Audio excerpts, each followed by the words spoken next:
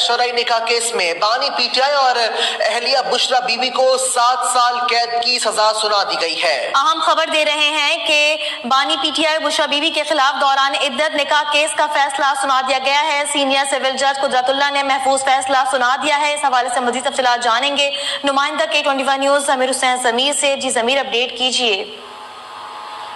جی بالکل، بانی پاکستان تحریک انصاف اور بشرا بی بی کے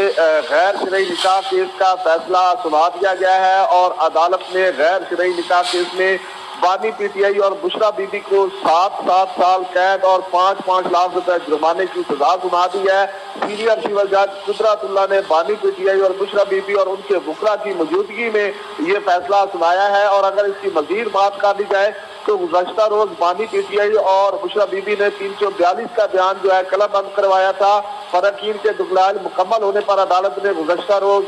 14 گھنٹے تک جو ہے تقریباً اس کی سماعت جو ہے وہ جاری رکھی تھی، اور اس کے بعد فیصلہ محفوظ کیا تھا جو کہ سنایا گیا ہے۔ اور بانی پی ٹی آئی اور بشرا بی بی کے خلاف خاور مانیکا نے پرائیویٹ طور پر شکایت درج کر رکھی تھی کہ اس کے چاروں گواہوں کے بیانات جو ہے وہ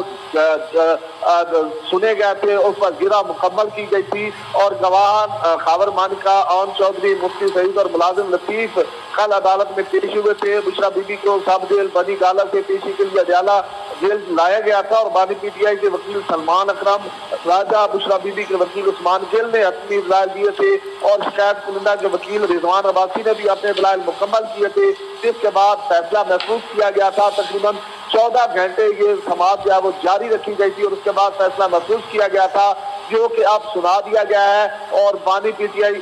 جو ہے اور ان کے ساتھ ساتھ بشرا بی بی کو 7 سال قید اور 5 لاکھ روپے جرمانے کی سزا جو ہے وہ سنا دی گئی ہے، اور سینئر سول جج قدرت اللہ نے بانی پی ٹی آئی اور بشرا بی بی کو ان کی وکلاء کی موجودگی میں یہ سزا سنائی ہے اور یہ فیصلہ سنا دیا گیا ہے۔ جی ضمیر، اپڈیٹ کیجیے گا کہ